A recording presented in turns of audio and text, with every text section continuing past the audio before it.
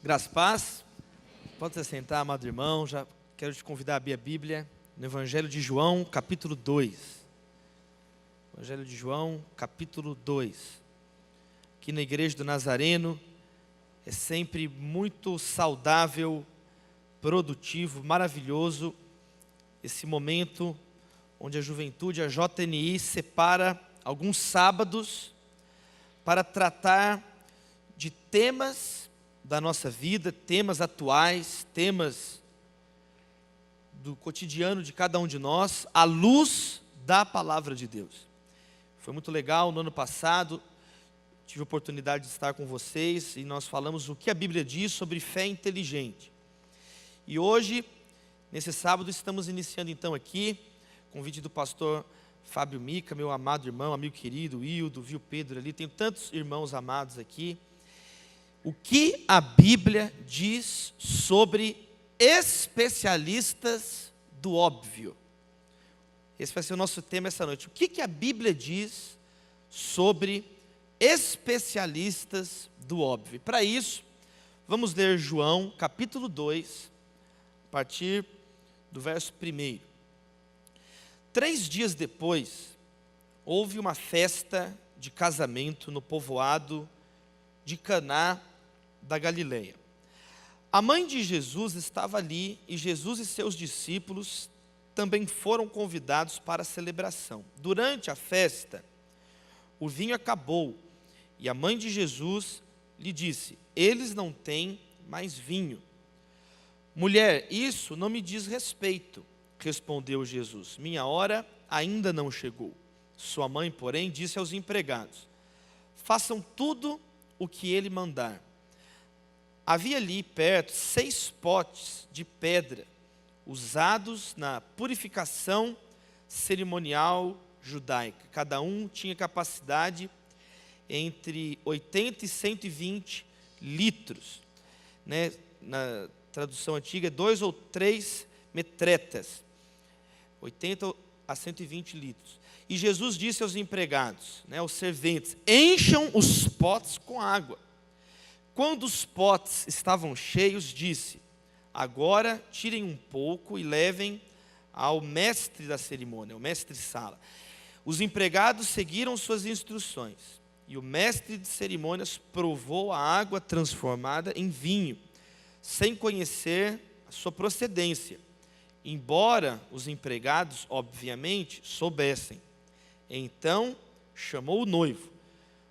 O anfitrião sempre serve o melhor vinho primeiro, disse ele. Depois, quando todos já beberam bastante, ele serve o vinho de menor qualidade. Mas você guardou o melhor vinho até agora.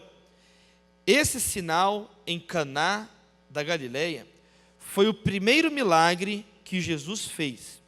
Com isso, ele manifestou a sua glória e os seus discípulos creram nele.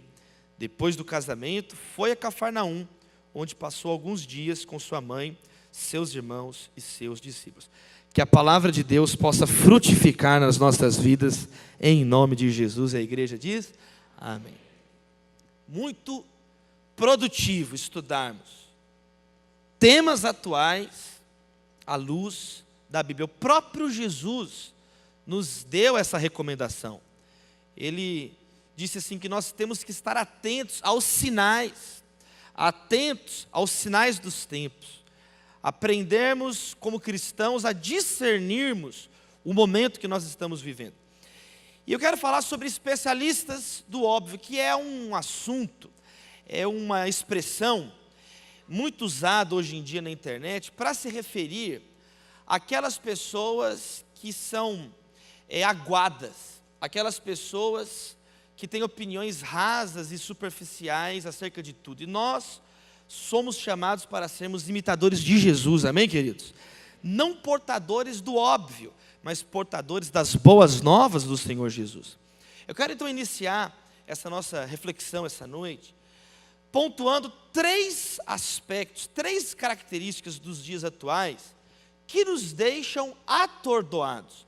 Por que no mundo de hoje tem tanta gente especialista no óbvio? Eu quero mostrar para vocês rapidamente aqui 3 marcas do nosso tempo. São 3 marcas que todo mundo, são 3 fatos. Isso aqui não são 3 opiniões, não são 3 leituras, não, são 3 fatos sobre a nossa geração. Primeiro, rapidinho, somos uma geração em rede.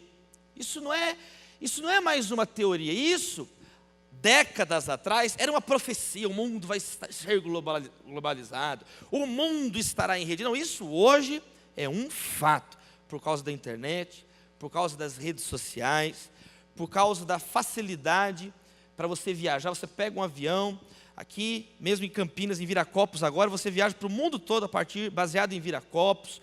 Então, esses avanços tecnológicos que foram acumulados no século XX, eles geram, nesse início de século XXI, um mundo em rede.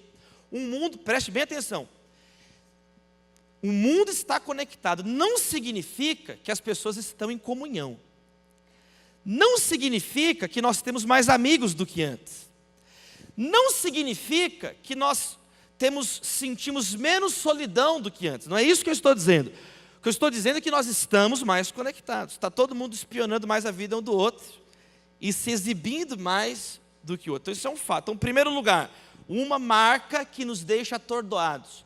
O fato de estarmos em rede. Então, o tempo inteiro você recebe fotos, mensagens, palpites, opiniões, notícias agradáveis, notícias desagradáveis. Teve uma vez uma pessoa que mandou uma mensagem no meu telefone e ela conversou sozinha, brigou sozinha comigo e eu não falei nada. Sabe quando você fica um tempo sem mexer no telefone? Eu fiquei um tempo sem mexer no telefone, só que a pessoa, por estar em rede, por ter o teu contato, às vezes por ler lá que você está online, ela pensa que a sua vida está disponível para ela. E aí eu aprendi a domar isso aqui, porque se você não domar o seu telefone, você não tem o telefone que te tem. Você tem que ter as coisas, não as coisas dominarem você. E aí eu peguei assim o telefone, sabe, vamos agora passar limpo essa miséria aqui. Aí eu peguei, quando eu coloquei numa das conversas, no WhatsApp, a pessoa falou, oi, tudo bem? E aí? Cadê você? E ela foi fazendo espaços de tempo, em um dia que eu fiquei sem responder o telefone. Você já foi mais humilde, hein? Você está indiferente. Tchau, não quero mais saber de você. Nunca mais me responda, não precisa nem responder. E eu peguei o telefone e falei, nossa, ela falou oi, ela brigou. Eu não falei nem presente, nem isso eu falei. Quanto menos conversar, eu nem falei presente. E a pessoa cumprimentou, falou, brigou sozinha, despediu sozinha e terminou a conversa. É um monólogo. Então, as pessoas, número 1, uma das coisas que nos deixa atordoados é a sociedade em rede. É o Facebook, é o Instagram. Diz que a pessoa hoje em dia é assim, um jovem do século XXI, ele acorda, aí ele confere as curtidas no Instagram, confere quem está ao vivo no Instagram, confere as histórias do Instagram, do Snapchat, vê as mensagens do Facebook, o inbox do Facebook, o e-mail, o WhatsApp, o SMS. Depois, ele abre os olhos, escova os dentes, né? É um mundo em rede. Diz que o menino chegou em casa chorando, mãe, eu apanhei na escola hoje. Eu sei, filho, eu já vi no YouTube, tá vendo? É um mundo onde as pessoas ficam atordoadas por causa dessa malha de contatos. Né? Você que se interessar por esse assunto, existe um pensador espanhol vivo, contemporâneo nosso agora, Manuel Castells. Ele fala sobre a sociedade em rede. Você que tivesse interesse de aprofundar os estudos sobre isso. Então, essa é uma marca. Uma segunda marca que nos deixa atordoados hoje é a hipervelocidade. Justamente por causa dos avanços tecnológicos, não só estamos em rede, conectados, como tudo é muito veloz, como tudo é num piscar de olhos. A mensagem antes você enviava um correio, depois, na época do BOL e da internet de escada, demorava uns 3 dias para chegar ao e-mail. Agora é muito rápido, agora é instantaneamente. Agora existem aplicativos que a mensagem se autodestrói em 2 segundos. Em 1 segundo, já acabou a mensagem, para ninguém pegar os seus pecados, está vendo? seu sem vergonha. Então, é um mundo veloz, é um mundo onde as mercadorias circulam de modo veloz, a economia é veloz, é um mundo de instabilidade dada à hipervelocidade, e isso também gera um efeito de nos deixar atordoados. É um volume muito rápido de acontecimentos e de informações. E uma terceira marca é chamada por muitos pensadores hoje de sobrecarga cognitiva. O que significa isso?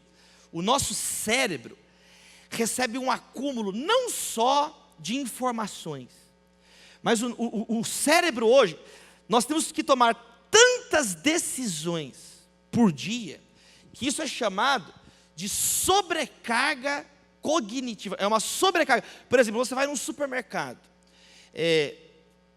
estudos mostram mais ou menos, você precisa mais ou menos de 150 itens para você viver durante o mês. 150 itens diferentes. Só que quando você entra num supermercado, existem 40 mil itens. Ou seja, você não precisa de 39.850 deles.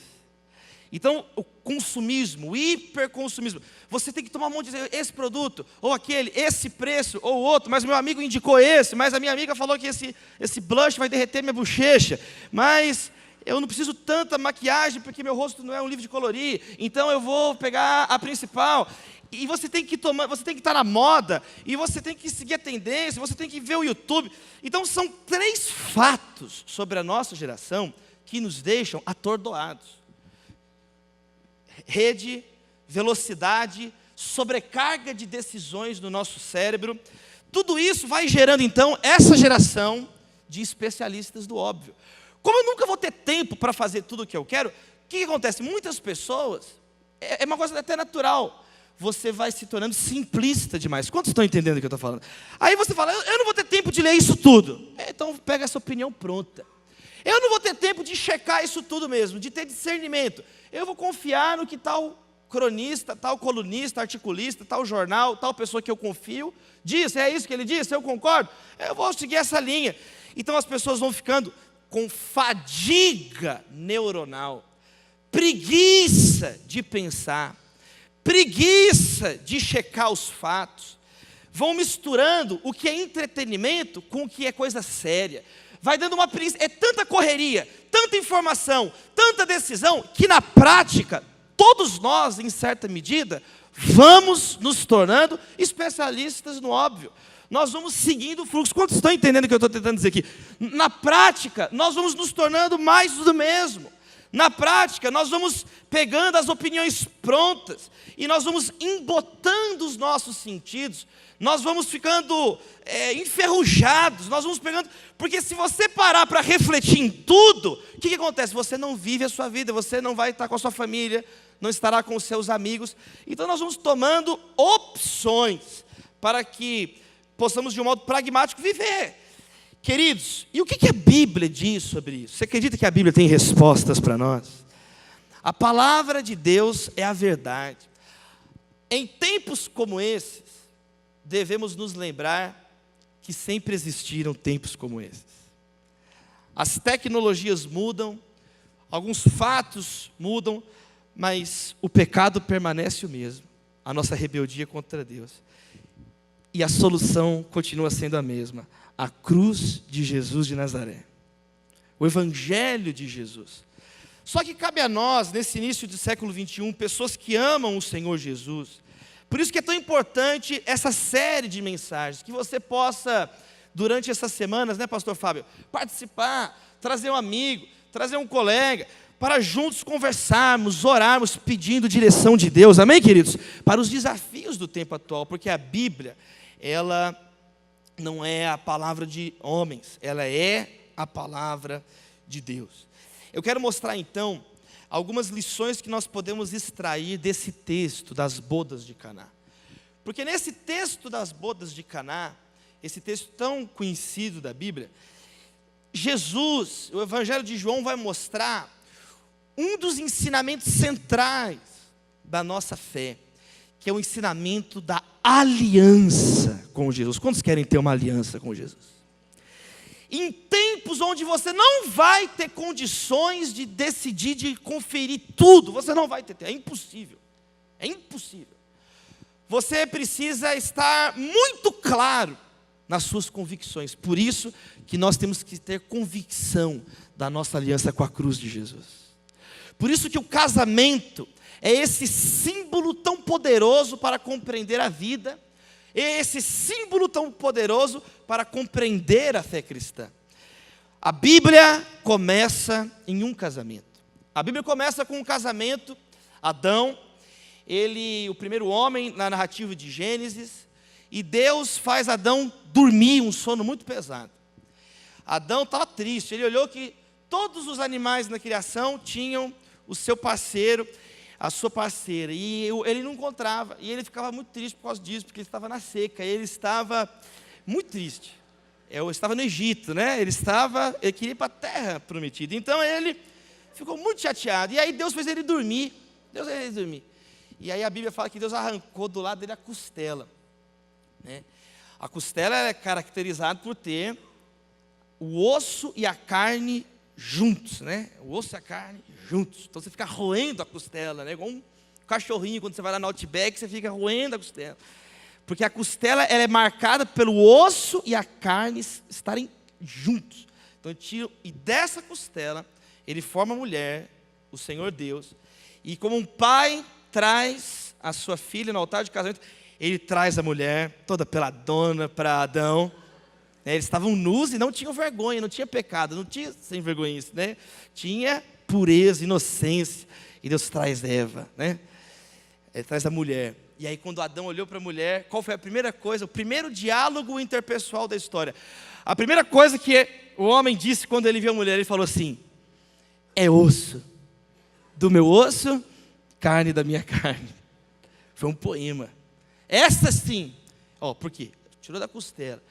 Então, porque do homem foi tirado. Esse é osso do meu osso, carne da minha carne. E aí ali foi estabelecido o princípio da aliança no casamento. O Senhor Deus diz: portanto, deixará o homem, seu pai, sua mãe, se unirá à sua mulher, e os dois serão uma só carne. Então, aliança é isso. Aliança é romper com algo e se unir exclusivamente a algo. O homem ele vai romper com o pai e mãe e agora ele vai se unir à mulher. A mulher saiu do homem, eles se reúnem. O casamento é uma reunião, é uma reconexão, é uma aliança. Jesus iniciou o seu ministério num casamento. Aqui em João acontecerão 7 sinais, acontecerão 7 afirmações de Jesus: eu sou. 7 dias. Começa com a recriação. No princípio era aquele que é o verbo. E aí o primeiro desses sinais acontece num casamento. Jesus então estava presente naquele casamento. Faltou algo naquele casamento. Faltou vinho. No meio da festa, esgotou-se o vinho. Mas Jesus estava ali para completar aquela festa. Para aquilo que estava faltando, Jesus preencheu. Você acredita que Jesus pode preencher a sua vida? Ele preencheu o que estava faltando. Então, a água foi transformada em vinho. Jesus, então, está pronunciando aqui a sua obra redentora na cruz. Jesus, na cruz, ele vai nos reconectar com Deus. Quantos creem em Jesus? Quantos creem na mensagem da cruz? Ele vai nos reconectar. Então o casamento é um símbolo da nossa reconexão com Deus. E aí Jesus na cruz, ele morreu. Um soldado pegou uma lança, perfurou do lado de Jesus. E dali saiu o quê? Água e sangue, né? O vinho, ele falou assim: meu sangue, o vinho é o meu sangue. Saiu. E aí você vai ver agora no final da Bíblia. Final da Bíblia. Termina num casamento. Então começa num casamento, aliança. O ministério de Jesus é marcado pela aliança, em Caná, na cruz. E ele fala, né, esse é o sangue da nova aliança do meu sangue. E a Bíblia vai terminar com a consumação dessa aliança. O casamento de Jesus com a sua noiva, que é você, a igreja de Jesus. São todos aqueles que creem no Evangelho. Nós estaremos unidos com o nosso Senhor Jesus. Hoje nós contemplamos Jesus com os olhos da fé, mas naquele dia nós vamos estar face a face com o nosso Senhor. e nós estaremos juntos, né?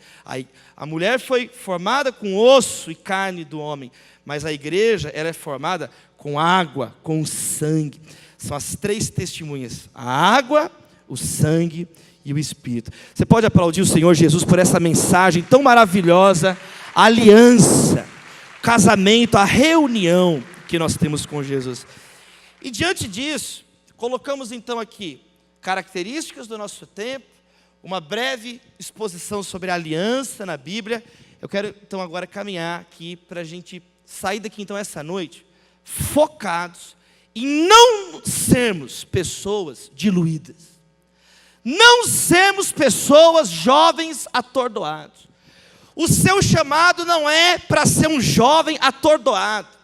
O seu chamado não é para ser mais um especialista em obviedades, que senta numa mesa e fala só o que todo mundo já está cansado de ouvir falar.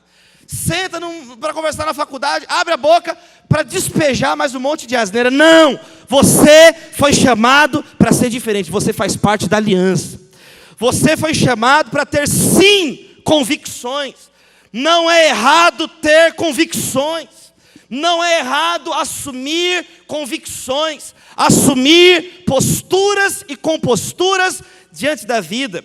Existe nesses tempos de especialistas em obviedades, muitas frases soltas e desconexas, vagando nos confins da internet. Tem uma frase que o pessoal está usando muito hoje em dia no Facebook, e eles ficam mandando, e que é uma frase de um pensador do século XX, vencedor do Nobel, chamado Bertrand Russell, que foi um homem ateu, cético, contra Deus. Ele tem uma frase assim, é mais ou menos assim, ele diz: o problema do mundo hoje é que as pessoas sábias estão cheias de dúvidas, e as pessoas ignorantes estão cheias de certezas. E as pessoas colocam isso no Facebook e se acham descoladas, como se fosse errado alguém ter convicções. Querido, entenda isso, não tem problema. Aí você podia perguntar para o Bertrand Russell: mas você tem convicção disso? Você está certo disso?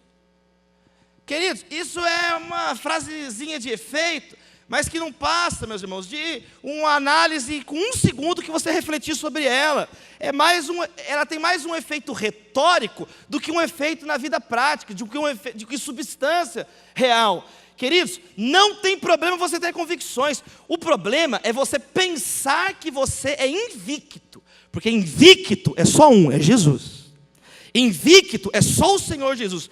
Agora, não tem problema você ser uma pessoa convicta, porque a pessoa convicta pode ampliar a sua visão. Quantos acreditam nisso? A pessoa convicta pode mudar de opinião, ela pode aprimorar, deixar mais sofisticada, mais elegante. Agora, não tem problema nenhum ter convicções.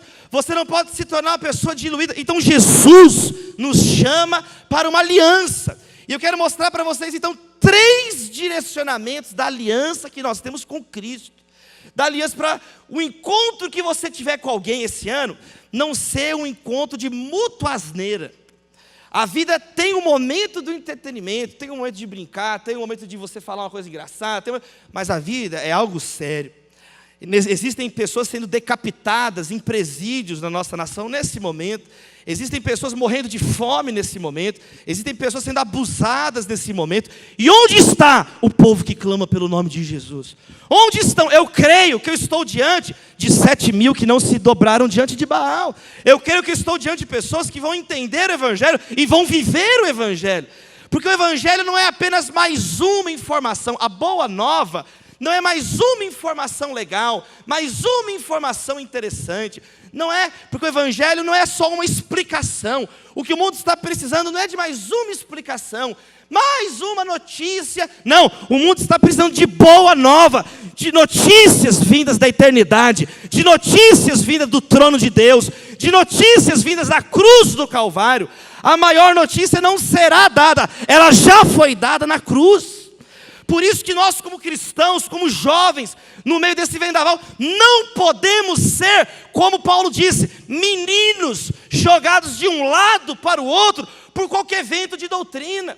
Tem jovens que a doutrina dele é a do último pregador. O que um vem e fala, é isso, é isso. Aí vem o outro e fala, é isso, agora é isso. E o que é menino, não tem convicções, não tem raízes, não tem alicerces. É a pessoa que está flutuando. Você tem que tomar cuidado, já disse isso aqui, para sua cabeça não ser tão aberta, que o teu cérebro cai para fora. Você tem que tomar cuidado para você não ter tanta visão e seus olhos caírem para fora. Que os seus olhos fiquem bem presos aí no lugar que você já é feio. Se cair o olho, piora. Que você seja uma pessoa que o teu coração fique no lugar. Que você seja uma pessoa estruturada, não uma pessoa desconjunturada. Então, 3 coisas aqui em Caná. Primeiro lugar, essa aliança que nós temos com Jesus. Essa aliança que nós temos na cruz de Jesus. Em tempos onde as pessoas estão completamente aguadas. Entenda, número 1, essa aliança traz transformação. Transformação. O que as pessoas precisam não é de mais um crente nominal sentar na frente delas. Vamos para a igreja. As pessoas já vieram para a igreja. As pessoas já sentaram nesses bancos. As pessoas já conhecem João 3,16. As pessoas já conhecem a informação. O que as pessoas precisam ver agora é a transformação. De que adianta empolgação se não tem transformação? Olha o que Jesus disse. Não, vocês são sal. O sal altera o sabor. Vocês são luz. A luz dissipa as trevas. Vocês são o aroma de Cristo. O perfume altera o cheiro do ambiente, a atmosfera do ambiente. Vocês são fermento. O fermento é pouco, mas é suficiente se tiver conteúdo para transformar toda a consistência da massa. Número 1, que você possa ser uma pessoa transformada nesse ano e todos os dias da sua vida. Assim como Jesus transformou a água em vinho, assim como Jesus transformou aquela festa que estava caminhando para o fracasso total e para uma crise ali, Jesus ele transforma, ele muda, e o vinho novo é melhor do que o vinho velho, é superior. Eu estive em Caná, eu estive nesse povoado, eu estive nesse lugar lá em Israel, e aí é legal porque você adquire ali uma perspectiva mais ampla até das palavras. Por exemplo, Caná, de onde vem essa palavra? De Canaã. E de onde vem Canaã? De Cão, filho de Noé. Noé teve 3 filhos, né? Sem, Cão. Você precisa ter um filho que é o Cão? Cão e Jafé, né? A mulher de Noé, ela não deu a luz, ela deu as trevas quando o Cão nasceu. Porque esse filho de Noé, ele desrespeitou o pai. Noé plantou uma vinha, olha o vinho aí, ele plantou uma vinha. E ele ficou embriagado e ele ficou peladão, nu. Ele se expôs. E Cão contemplou a nudez do pai. Cão conheceu seu pai. E aí Sem e Jafé foram respeitosos. Eles entraram de costas, cobriram a vergonha do pai. Então Cão foi amaldiçoado. Mas antes de Cão tem uma outra pessoa com um nome igual, que é Caim, que foi o primeiro assassino. Caim foi um homem muito perverso. Ele matou sozinho 1/4 da humanidade quando ele matou Abel, seu irmão. 25% do mundo. Genocida. Caim, igualmente, foi amaldiçoado. Olha que interessante. Mas Jesus transforma a maldição em bênção. Jesus tem o poder de transformar Caim em Abel, justo. A terra da maldição, a terra de Canaã, era a terra amaldiçoada. Mas o nosso Deus é tão poderoso que a terra de Canaã hoje é o nome da terra prometida. Quantos recebem essa palavra em nome de Jesus essa noite? Número 1, a nossa aliança com Jesus tem que nos tornar pessoas transformadas. Porque ninguém quer ouvir você papagueando mais o Evangelho. As pessoas precisam ouvir você pregando o Evangelho transformador. Não, a minha mensagem, Paulo dizendo, não foi em palavras de sabedoria, persuasão humana, mas no poder do Espírito. E é isso que está faltando hoje no Brasil. A estimativa da Folha de São Paulo, do Datafolha, é que são 50% de católicos no Brasil e 29% de protestantes. Esse é o ano onde as igrejas evangélicas do mundo vão comemorar os 500 anos da Reforma Protestante, no dia 31 de outubro. Então, hoje o Brasil já é composto por 1/3 praticamente de pessoas que se professam protestantes. Mas, queridos, as estimativas da CEPAL, de todo mundo que estuda isso há anos, é que é o mesmo número, já passou por igrejas protestantes e tem ojeriza. Então tem uma porta aberta na frente e uma aberta atrás. Então as pessoas não precisam ouvir mais firulas. Sabe o que o Brasil está ansiando por ver hoje? pessoas transformadas por Jesus. Que você seja essa pessoa, que você seja esse discípulo de Jesus, que em 2017, que hoje, que essa noite, vai sair da água para o vinho. De uma vida transparente, de uma vida invisível, de uma vida incolor e sem gosto, que a sua vida tenha gosto, que a sua vida tenha sangue, que a tua vida seja vida de verdade, não apenas uma existência. E não tenha medo da sua vida acabar, tenha medo da sua vida nunca começar. Que você seja uma pessoa transformada nos seus relacionamentos, então. Esse é o texto onde muitas coisas são transformadas. Jesus, que é o anfitrião, se torna o líder da festa. Essa festa, os servos que carregaram aquelas pedras, se transformaram em mestres, porque o mestre de cerimônia não sabia nada sobre o vinho, mas o texto diz que os servos sabiam, eles estavam sabendo mais sobre a festa do que o mestre. O noivo foi transformado ele que era para ser o honrado, na pessoa que menos estava sabendo de tudo que estava acontecendo. Queridos, você quer de verdade então ter uma vida transformada esse ano? Você deixa de ser um especialista do óbvio. Quando a pessoa está ali almoçando com você, você terminou sua aula na faculdade, vai para o trabalho, reúne o pessoal, está almoçando ali, e está todo mundo falando ali, aquele momento, aí de repente você lança ali uma pérola no meio daquela conversa. Você não lança, não é mais um papai. De repente, você pega e lança, você fala uma palavra, mas aquela palavra é uma flecha no coração dos seus amigos. Sabe quando é que vão sair flechas da sua boca? Quando você tiver uma boca transformada. Lábios que confessam o nome do Senhor. Fruto de lábios que professam o seu nome. Confesse e professe Jesus com seus lábios. Pare de murmurar, praguejar, reclamar. Pare de falar palavrões, de falar mentiras. Pare de tentar se promover. Pare de falar sobre você, comece a falar sobre Jesus. E você vai ver se não vai transformar até a tua imagem diante das pessoas. De alguém que luta para ser notado, para alguém que luta para professar o nome de Jesus. Porque hoje é assim, tem muitas pessoas inseguras, e elas tentam preencher essa insegurança com um culto doentio do próprio ego delas, né? É o mito de Narciso sendo levado às suas últimas consequências. O que é o mito, a história de Narciso? De onde vem a expressão narcisismo? Narciso, conta a história, ele ficava contemplando a própria beleza dele no reflexo da água. E ele ficava, nossa, eu sou muito bonito. Eu sou muito bonito. E ele ficou tão contemplando a si próprio, que ele pegou, escorregou e caiu afogado, morreu afogado nele próprio. Então tem gente que é literalmente, a pessoa está andando, vê um espelhinho no shopping, já para e já volta. Está sentado na mesa, tem aquelas biroscas que tem o guardanapo, ele vira para ficar vendo o espelho. Ele, né? Espelho meu, tem alguém mais bonito que eu? Tenho, o espelho fala, muitas pessoas. O cara é tão feio, quando ele nasceu, a mãe dele chorou, né? Pensa nisso, né? A pessoa triste. Mas aí isso muda. Tem gente que pensa que ela é imprescindível, que ela tem que estar presente 24 horas por dia na vida alheia. Querido, quem tem que estar presente na vida das pessoas é Jesus. Seja uma pessoa então transformada. Número um. Abra suas mãos, vamos fazer essa primeira oração. Uma oração pedindo transformação. Deus, a nossa primeira oração então nessa mensagem.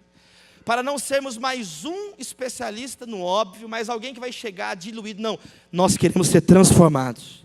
Pessoas que têm uma opinião consistente, pessoas que têm uma presença santa, cheia do Espírito Santo, pessoas que às vezes nós vamos dizer uma palavra, mas vai ser uma pérola ali na mesa, naquele diálogo, naquela conversa. Olha as nossas mãos abertas, Senhor Jesus, como aquela água transformada em vinho. A nossa oração, transforma-nos, ó Deus.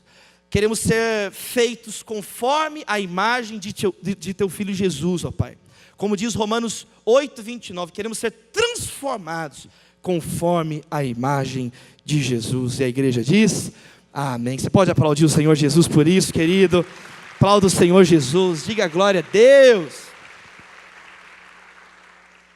Número 2, esse texto também nos mostra que é essa aliança que transforma. Essa aliança com Jesus, número 2, para você não ser uma pessoa diluída. Através de Jesus e da aliança com Jesus, você se torna uma pessoa completa espiritualmente. Esse é um outro problema das pessoas hoje. Elas vão reclamando porque estão incompletas, porque tem um namorado, aí o namorado termina, e chora, e pensa, e aí o outro, o emprego está bom, aí quando ele não está bom, aí está reclamando. E há essa constante, perene sensação de que algo nos falta. E é isso mesmo. Você vai passar a vida aqui na terra precisando se alimentar, precisando do pão, por isso que tem que orar, pão nosso de cada dia. Na dimensão terrena, sempre vai faltar algo mesmo, você tem que acostumar com isso, vai faltar água, vai faltar pão, vai faltar paciência, vai faltar sabedoria para tomar algumas decisões, vai faltar ar, por isso que você continua respirando, por isso que você continua bebendo água, por isso que você continua se alimentando. Quando eu lancei o livro Formigas, lá no Tribunal Superior do Trabalho, ano passado, eu tremi as pernas. Quando eu sentei, eu olhei ali, nos bancos, os ministros do Tribunal Superior do Trabalho, e o doutor Ives Ganda, filho, ministro dele, meu professor Maurício Godinho. Quando eu olhei aquele monte de gente, o que eu vou falar? Eu tinha que falar sobre o livro, mas aí você treme. A minha boca secou, eu fiquei tipo assim, meio Olaf, sabe, do Frozen. E aí eu não conseguia. Formigas. E não tinha água. Não teve uma alma caridosa e bondosa que me trouxe uma água. Então, você precisa, meu irmão, de água. 40 dias sem pão, você vai morrer desnutrido. Você começa a morrer desnutrido. Vai emagrecer primeiro, é uma coisa boa para alguns. E segundo, você vai morrer. Agora, água. 3 dias você morre desidratado. 3 dias. A desidratação é um negócio tão sério, não sei quem viu no finalzinho agora do ano passado, uma menina que morreu lá em Brasília.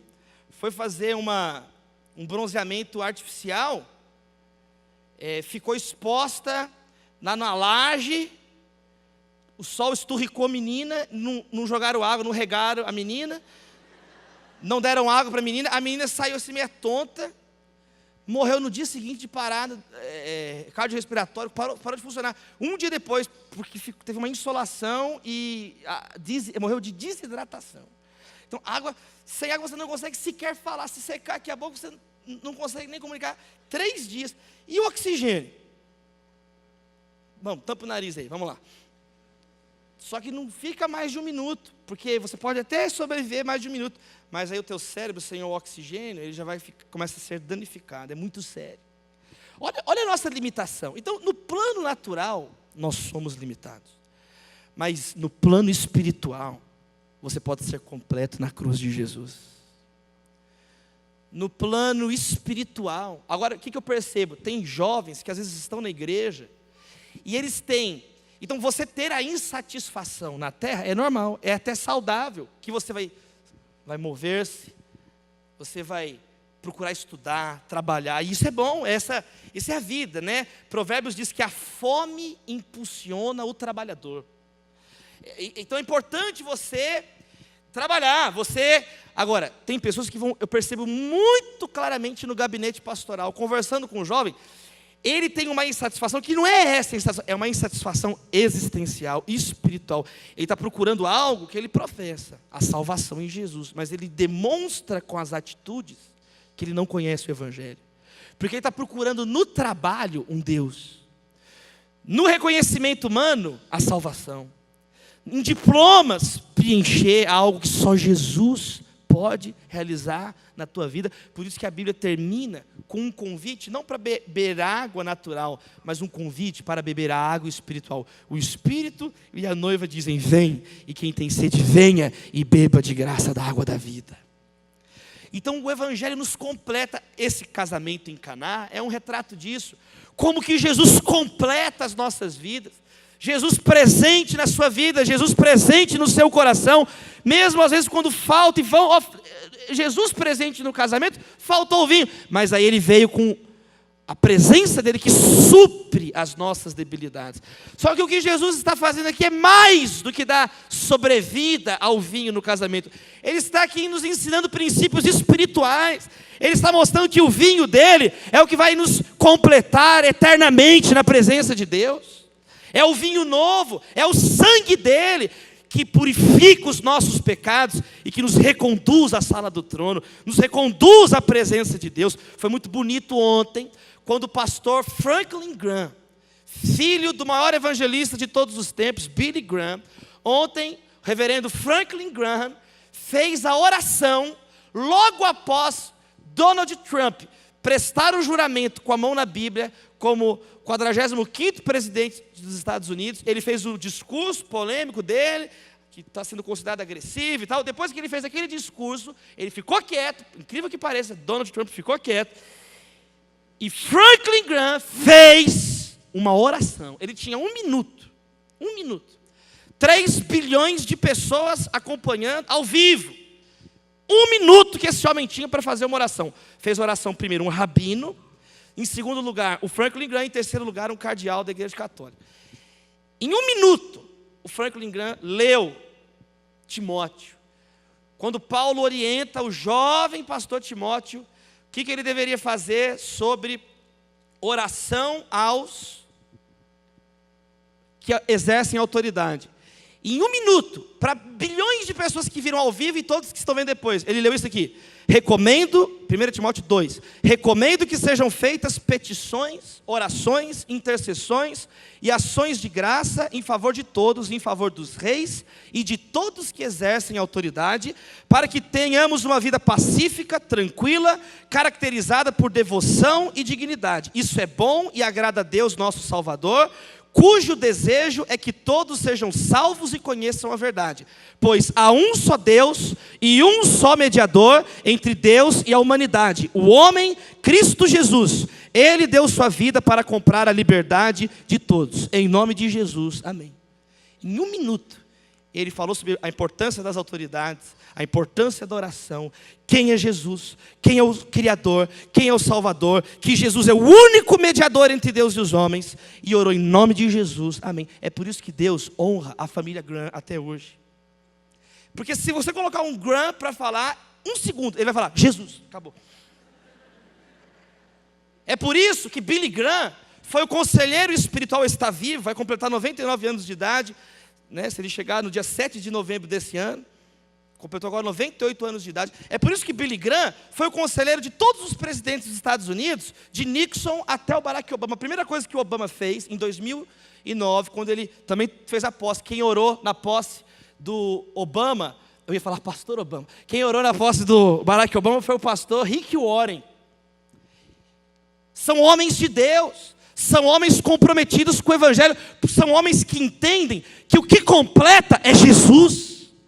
O que completa, quem é o nosso mediador é Jesus, não é o seu trabalho, não é o seu sobrenome, não é o seu pedigree, não são os seus diplomas, é o sangue de Jesus que nos completa espiritualmente. E esse sangue, quando você tem uma aliança com Jesus, você vai ter essa convicção. Primeiro, você vai ser uma pessoa transformada. Segundo, você vai ser uma pessoa completa. E você vai poder orar, dizer como Jó, eu sei que o meu Redentor vive. Eu não acho, talvez meu Redentor vive. Não, eu sei. Você vai poder dizer como Paulo, eu sei em quem tenho crido. Quantos querem dizer isso essa noite em nome de Jesus? E você deixa de ser mais um diluído, porque você é uma pessoa que é completa em Jesus. Jesus completou. Tem uma coisa maravilhosa nesse texto. O Evangelho de João, nesses primeiros 2 capítulos, ele está narrando a criação do mundo na perspectiva do Evangelho. Do mesmo modo que a Bíblia começa, no princípio Deus criou os céus e a terra era sem forma e vazia. E aí em Gênesis 1 mostra que os primeiros 3 dias Deus deu a forma para o mundo. Nos próximos 3 dias Ele colocou o conteúdo do mundo. E o 7º dia Ele santificou e consagrou e descansou. O Evangelho de João tem um paralelo com o início da criação do cosmos a partir da cruz, do Evangelho. Então ele começa, no princípio Deus criou os céus e a terra. No princípio era aquele que é o verbo. E aí ele vai começar também a narrar 7 dias. Ele vai falar sobre a luz, ele vai falar sobre a água. É muito maravilhoso. Então, veja bem, ele fala sobre o primeiro dia, aí no verso 29 do capítulo 1, no dia seguinte, então ele entra no 2º dia. No verso 35, no dia seguinte, ele entra no 3º dia. No verso 43, no dia seguinte, ele entra no 4º dia. E quando começa o capítulo 2, 3 dias depois, ele pula para o 7º dia. Ele pula para o 7º dia. Então, bodas de Caná é o 7º dia na narrativa em João, na recriação do mundo através da cruz do sangue de Jesus. Só que é interessante que são 6 talhas. São 6 talhas. 6 é um número incompleto. 6 é o número que tem forma e tem conteúdo, mas falta o 7º dia, que é o descanso. Falta o 7º dia, que transcende a forma e o conteúdo. Tem muitas pessoas que já chegaram no 6º dia. Tem muitas pessoas que têm uma vida completamente formatada. Sabe o que é luz, o que é trevas, o que são águas superiores, águas inferiores, firmamento. Você sabe o que é mar e o que é terra seca. Você é produtivo e você tem forma. Mas não só forma, você tem conteúdo. Você tem luzeiros, luzes no céu, uma maior para governar o dia, uma menor para governar a noite. Você tem peixes nos seus mares, você tem aves nos seus céus, você tem rebanhos domésticos, rebanhos selvagens, o homem, a mulher. Você é uma pessoa que tem os 6 dias, mas está faltando o 7º dia. Você tem dinheiro, você tem influência, você tem followers, seguidores no Instagram, amigos no Facebook e assinantes no seu canal do YouTube. E ainda está faltando alguma coisa. E você faz sexo, e depois sabe o que você faz? Sexo. E continua se sentindo vazio. E você vai andando de cama de motel em cama de motel e continua vazio. E procura alegria no final de uma garrafa de vodka e não encontra. Vai para tequila e não encontra. Vai para outra, está tonto.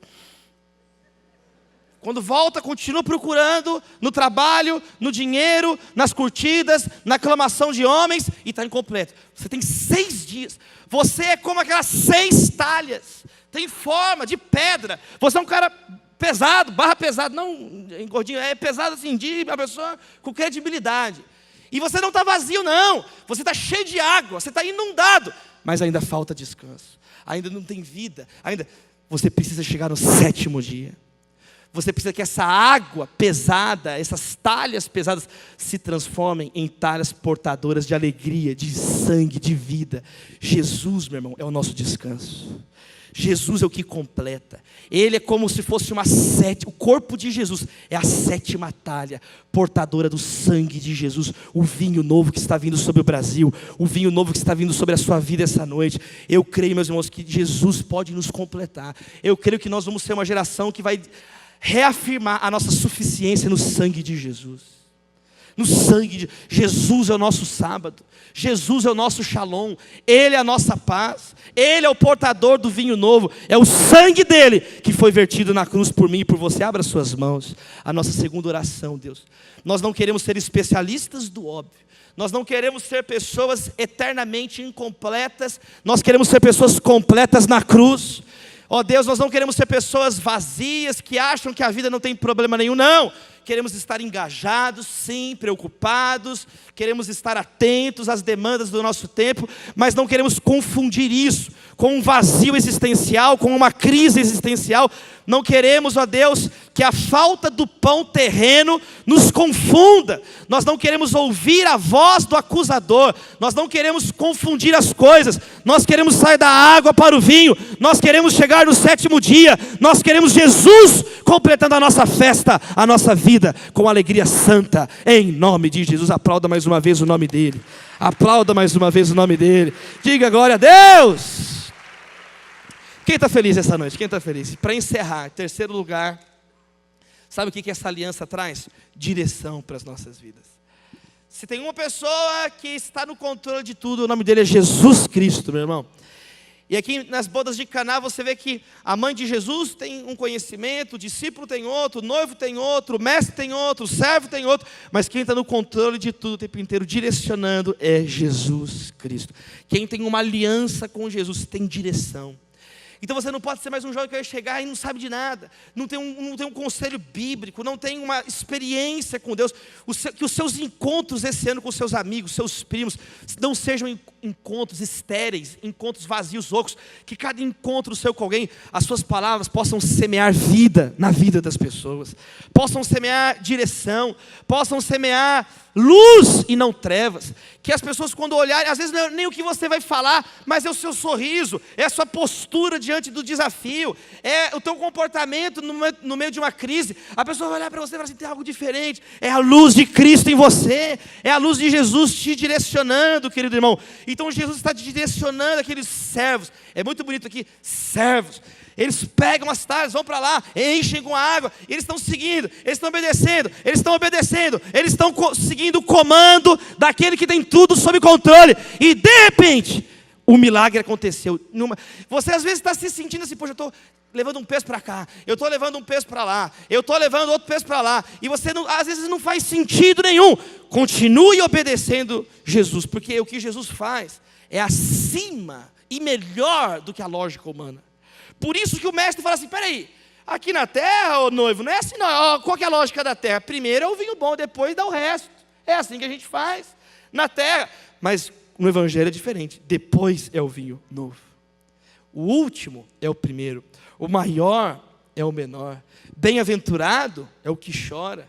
Quando sou fraco é que sou forte. Só que tem muitas pessoas que professam o nome de Jesus, mas ainda seguem a cartilha das obviedades. Ainda seguem a cartilha do mundo, do caminho largo. O caminho largo é fácil. Caminho largo é piloto automático. Caminho largo não tem aventura. Caminho largo é monótono. Caminho largo é só você andando. Caminho estreito é aventura. Ele é sinuoso. Ele é difícil. Tem que estar atento, tem que desligar o telefone enquanto dirige e ouvir a voz do GPS do Espírito que guia a tua vida. Você precisa ser uma pessoa atenta, ligada, com discernimento, sem escamas, sem ciscos, sem traves, sem trevas nos seus olhos, para você perceber como é. Deus, e agora? E Deus, me direciona. Senhor, é uma constante dependência do Espírito Santo de Deus. Isso torna a vida uma aventura, isso torna a vida bonita, isso torna a vida bela, produtiva, uma vida que você vai respeitar a pluralidade, respeitar as pessoas, entender que você sempre pode aprender algo de alguém. Você deixa de ter empáfia, você deixa de ser uma pessoa vaidosa, arrogante, sabe tudo, tem opinião para tudo, ouvidos que sabem tudo. Não é, vai entrando no teu ouvido, você vai formatando naquelas suas preconcepções, naqueles seus preconceitos, naquela tua vidinha monótona, não está aberto a um conhecimento novo, não está aberto a mais de Deus, e você é essa talha com água parada, e você não obedece, a talha está parada, e se você começar a obedecer Jesus,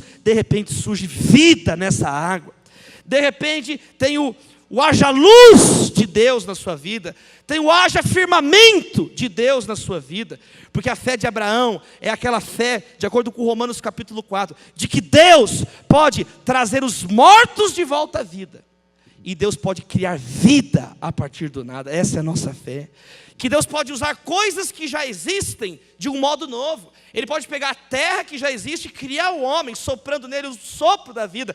Ele pode pegar a tua vida, essas talhas de purificação cerimonial, se transformarem em grandes taças que vão servir vinho. Ele deu uma nova utilidade para algo que já existia. Você quer que Deus pode fazer isso na sua vida? Obedeça a Ele. Mas Deus também pode criar vida do nada. Ele pode pegar aquela água e do nada sair vinho, aparecer vinho. Tem pessoas aqui essa noite que você está se sentindo às vezes assim, uma talha com água parada. Uma talha com água parada que é usada para o mesmo fim, de abluções cerimoniais. Querido, em nome de Jesus, creia nisso.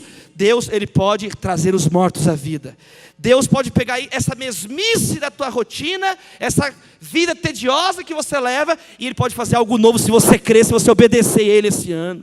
Deus, eu quero ter essa aliança, eu quero seguir a tua direção, e aquilo que era rotineiro, mais uma coisa, aquilo de repente tem uma nova função. Você não vai agora mais ser a água que vai purificar o exterior, você é vinho que vai entrar dentro das estruturas para a glória de Deus. Ou às vezes você não se sente nem isso.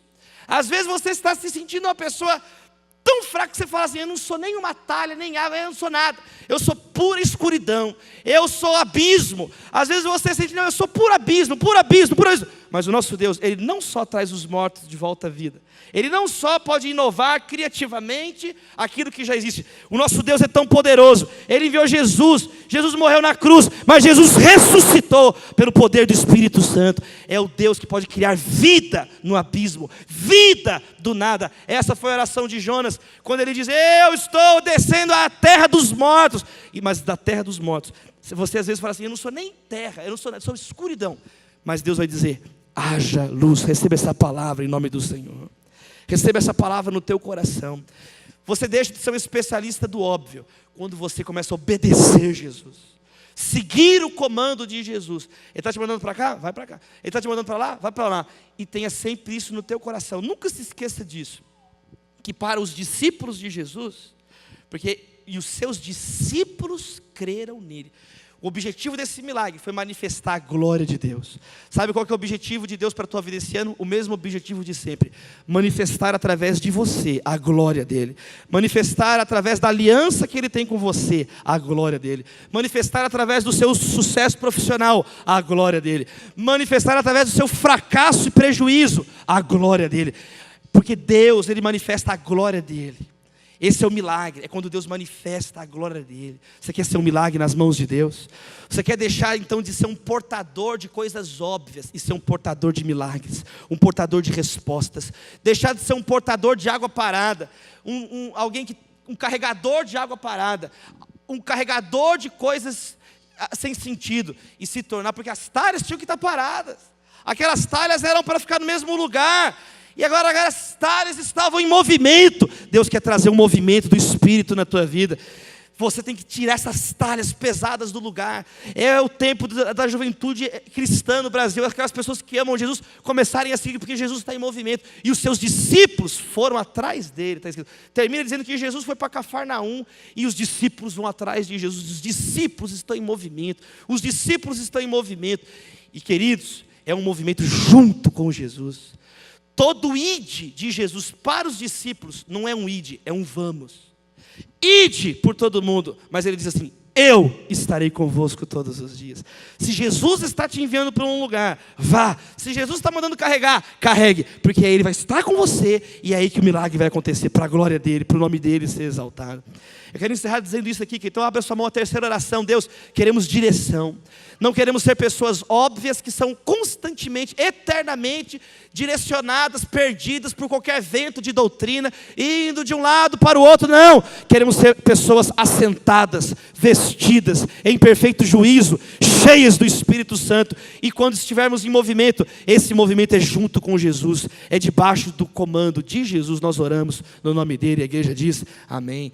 Para encerrar, eu quero dizer isso aqui, meus irmãos. Eu creio de verdade que o Brasil vive esse momento complicado na política, na economia, e eu não quero falar sobre isso. Eu quero falar sobre o momento do Brasil espiritual. Eu creio que é um kairós, é um tempo oportuno de nós, como jovens, reafirmarmos a nossa aliança com Jesus, com o Evangelho. E eu quero encerrar dizendo isso para vocês. Hoje a igreja brasileira está com muitos rachas, como talhas rachadas que ficam vazando.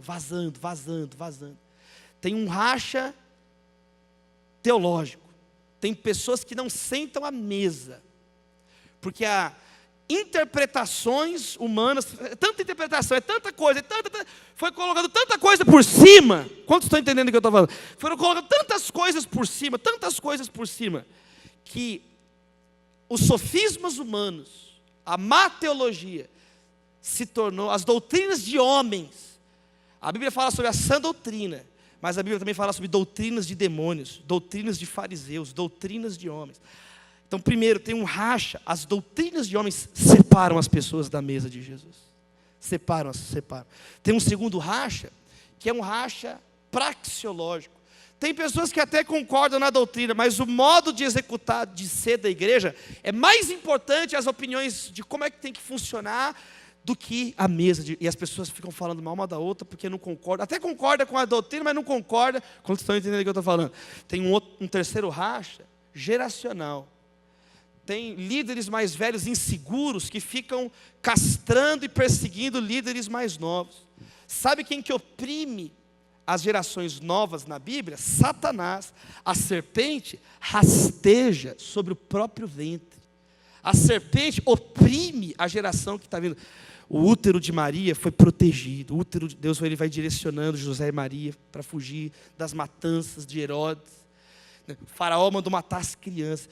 Então tem líderes mais velhos que, ao invés de estarem impulsionando e se tornando asas para novos líderes, se tornam gaiolas, se tornam serpentes que oprimem. Mas, por outro lado, tem jovens que, ao invés de honrarem os líderes mais velhos, maltratam o pai, maltratam a mãe, tem a síndrome de Lúcifer, de pensar que sabe tudo, vai inventar a roda e não respeita, e não busca o conselho. Sabe quem que é a primeira pessoa que rompe com o pai? Lúcifer, um anjo que cismou que ele que era o criador.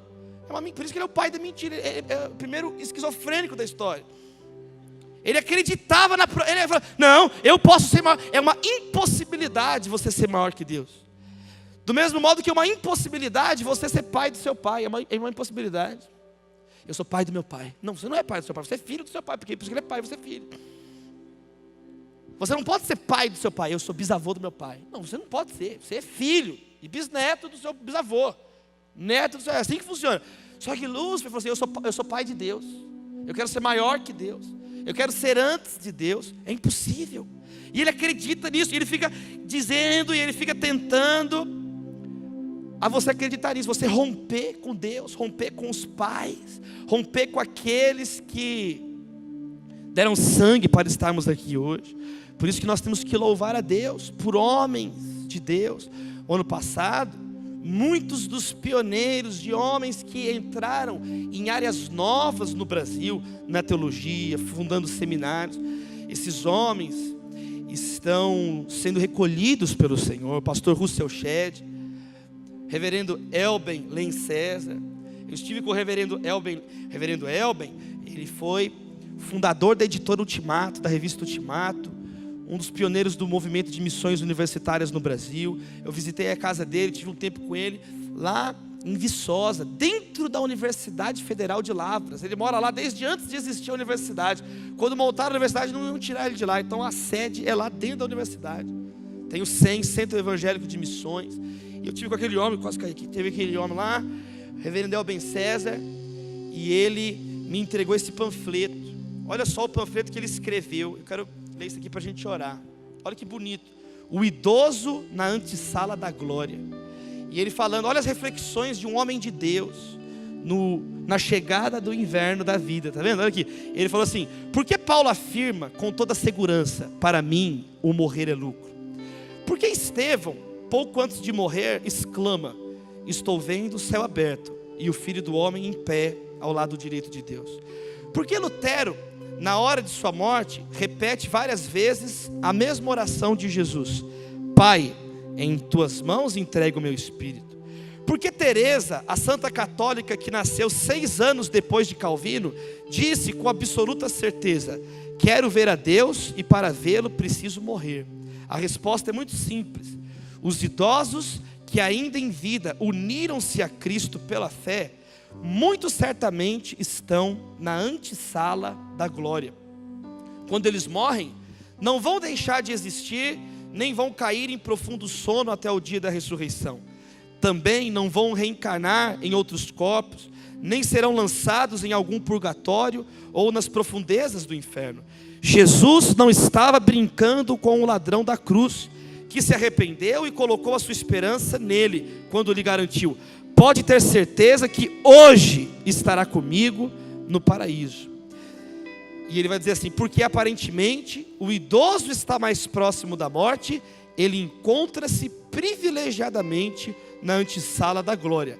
É por isso que quando um de nós morre, os crentes acertadamente dizem, nosso irmão foi para a glória. Não é bonito?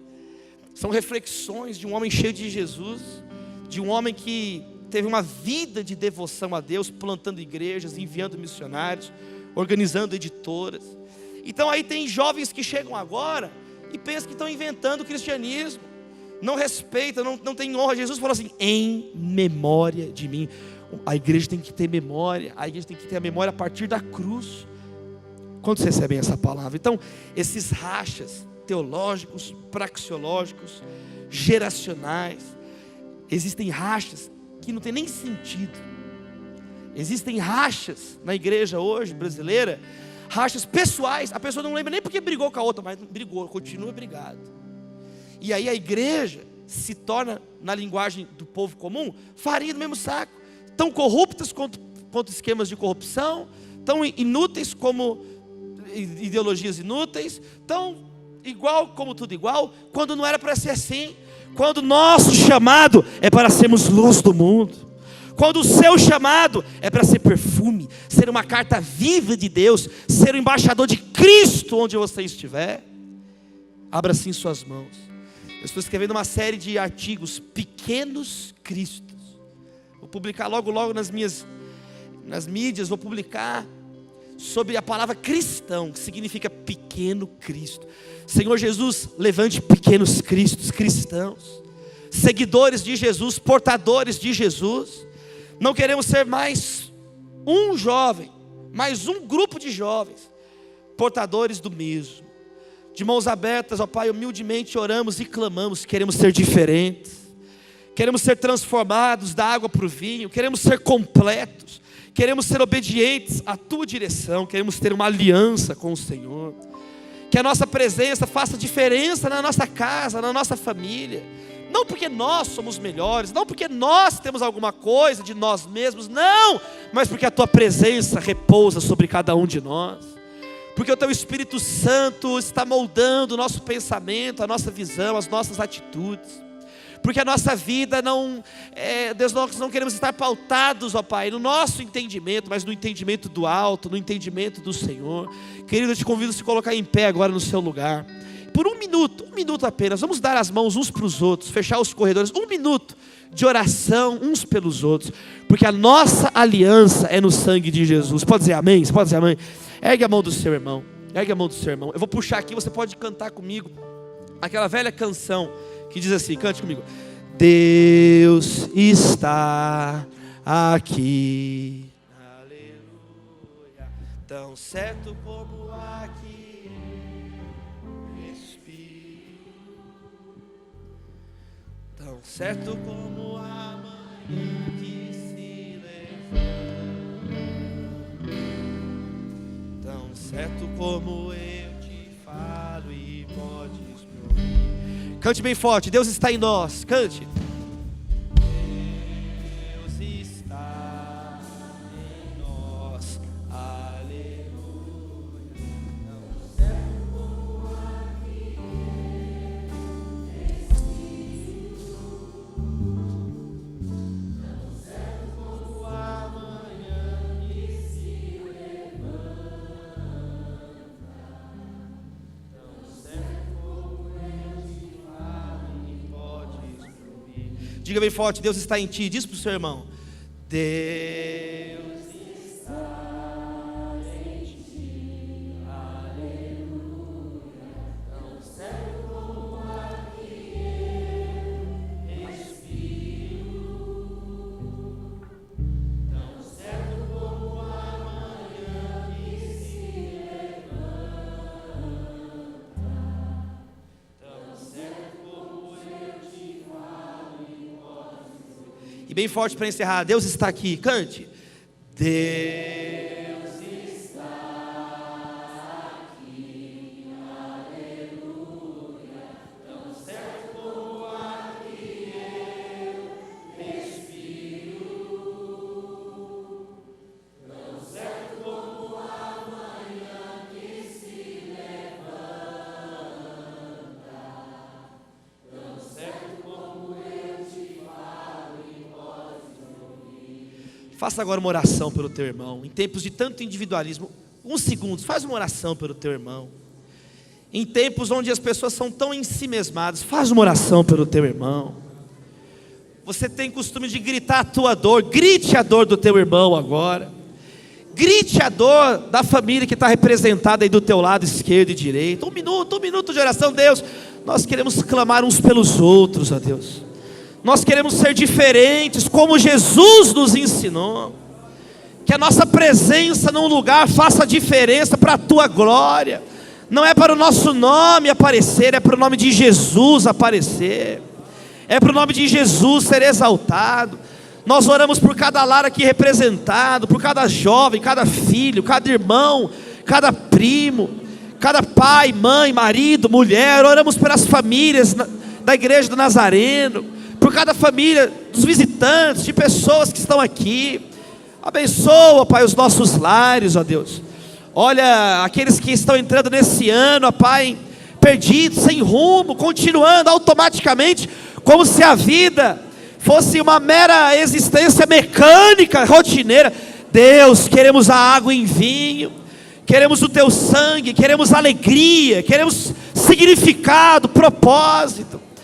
Querido, põe a mão no teu coração agora, ora por você, você orou pelo teu irmão, ore por você, você intercedeu, suplique a Deus pela tua vida agora, como a palavra diz, ó Deus, guardei no coração a tua palavra, para não pecar contra ti. Nesse minuto queremos orar pelo nosso coração, ó Deus, olha o que precisamos melhorar e mudar, ó Pai, para não sermos mais aquelas pessoas enfadonhas, pessoas muitas vezes que não só estão cansadas, mas se tornaram pessoas cansativas, pessoas que chegam e vão estragando os ambientes, mal-humorados eternamente. Deus, nós queremos levar a alegria de Jesus, queremos ter o fruto do Espírito Santo na nossa vida, que o nosso coração seja terra boa, Deus, que ele possa gerar fruto, ó Pai, como o Senhor Jesus disse, nós queremos ser ramos frutíferos, ligados à videira que é o Senhor, como o Senhor Jesus disse, deem fruto, muito fruto, meu Pai é glorificado pelo fato de darem muito fruto. Nós oramos pela nossa vida, Pai, nós oramos pela nossa vida. Antes de fazer a última oração de adoração e agradecimento, eu quero convidar aqui à frente, se tem alguém com um chamado no coração para ser um pregador do Evangelho, sai do seu lugar, eu quero fazer uma oração junto com todos. Se você sente do teu coração queimando para anunciar o Evangelho de Jesus, eu quero orar pela tua vida. Tem alguns jovens vindo, estenda as mãos para esses queridos, vamos orar por eles. Por onde eu tenho andado, tenho orado para Deus levantar semeadores, que vão semear a palavra de Deus. Queridos, nós não precisamos de profissionais do púlpito, nós estamos precisando de mais púlpitos no meio profissional. Nós não precisamos de profissionais do púlpito. Deus me falou isso ontem no meu momento de oração. O que está faltando nesse momento não são profissionais, nunca Deus precisou de profissionais do púlpito. O que Deus quer são púlpitos nas profissões. Por isso você está no seu lugar, transforme a sua oficina num púlpito, seu gabinete num púlpito, seu escritório num púlpito, sua academia num púlpito. Quantos recebem essa palavra em nome de Jesus? Mas a Bíblia diz que Deus separa algumas pessoas sim, para levarem o Evangelho, e nós temos que orar por isso, porque é Jesus que mandou. Ele disse assim, vejam, os campos estão brancos para a colheita, mas faltam trabalhadores, pessoas que vão ter uma vida consagrada, anunciar o Evangelho. Por isso você que está no seu lugar, estenda as mãos, comece a orar por esses queridos, 1 minuto de oração por eles agora. Você que é um advogado bem sucedido, que Deus prospere, vou orar por vocês aí também. Deus prospera empreendedores nesse lugar, prospere, ó Deus, pessoas em todas as áreas, arquitetos, engenheiros, vendedores, pessoas, ó Deus, que estão trabalhando, jovens que não têm preguiça.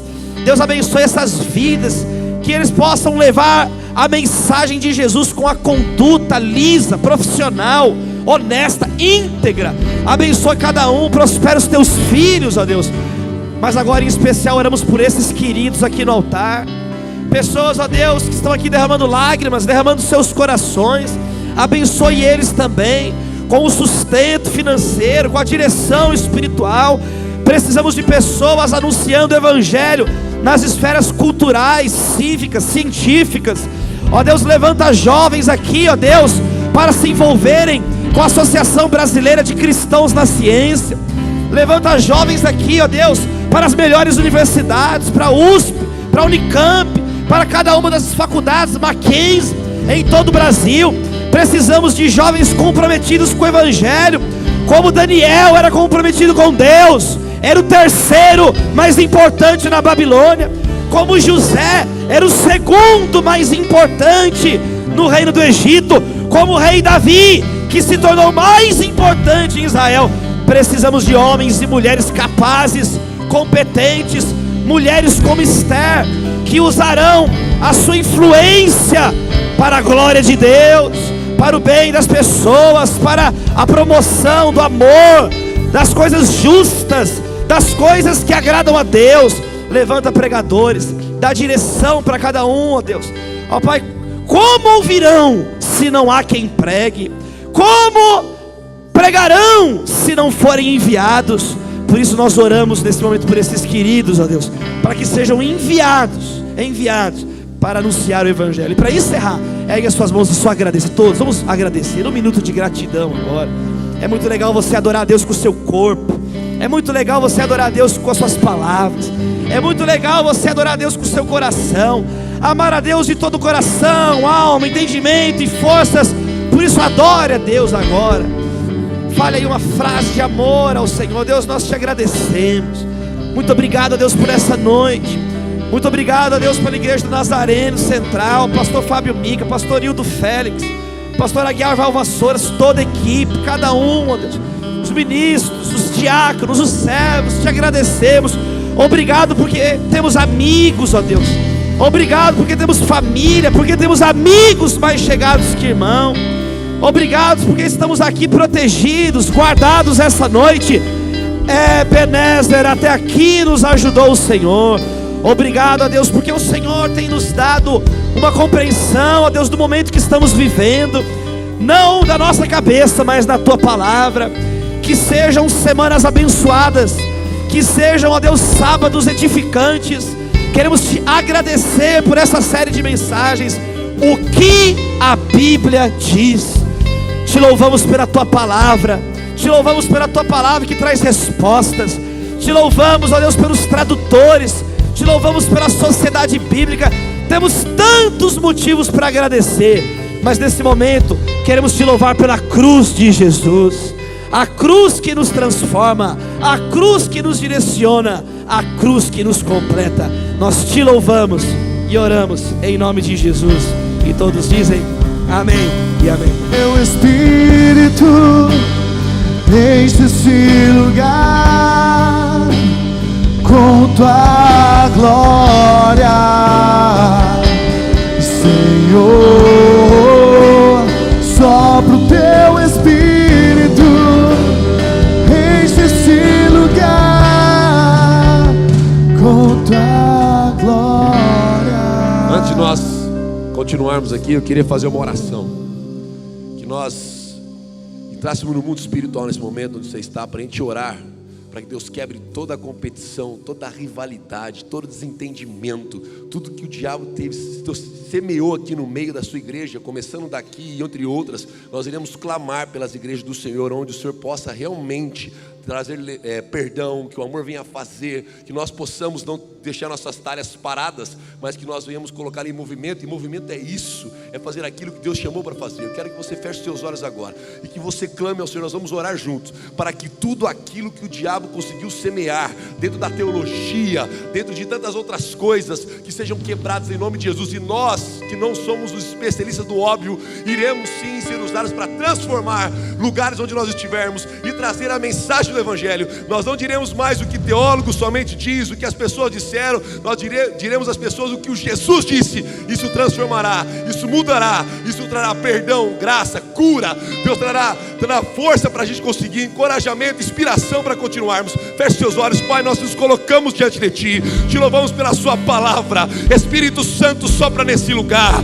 Espírito Santo, toda rivalidade, todo desentendimento, toda competição, ó Pai, todo espírito contrário que se levantou no nosso meio e que trouxe desunião, que trouxe, ó Pai, confusão, nós clamamos a Ti, que é um Deus de paz e não um Deus de confusão. A Ti, um Deus que age em favor daqueles que Te buscam, um Deus galardoador daqueles que buscam. Pai, nós estamos nessa batalha em oração, para que todos os planos malignos sejam frustrados, sejam repreendidos em nome do Senhor Jesus Cristo. Pai, quebra todas as cadeias, cai as algemas, Deus, e que nós possamos buscar o Senhor e agir como um povo unido, um povo unificado, um povo que deseja mais de Ti, um povo que deseja anunciar o Teu nome e tornar o Senhor conhecido. Pai, no nome de Jesus, que o Teu amor seja derramado neste lugar, que a Tua graça venha nos banhar neste lugar, e nós venhamos exaltar o Teu nome e venhamos ser chamados de pacificadores. Venhamos ser chamados de pacificadores. Nós colocamos diante de Ti, Pai, a nossa vida, e que cada jovem esteja sensível à voz do Seu Espírito, para entender o que o Senhor quer fazer por nosso intermédio, o que o Senhor quer falar conosco por meio da Sua palavra. Te louvamos por o Senhor ter usado a vida do teu profeta hoje aqui, do teu servo, para nos encorajar, para nos tirar de algo, de um lugar que nós estamos talvez acomodados, na obviedade, Senhor. E nós queremos ir muito mais além. Nós te louvamos, ó Pai, pelo que o Senhor fez nessa noite, e que o Senhor continuará fazendo em nossas vidas, em nome de Jesus Cristo. Amém e amém.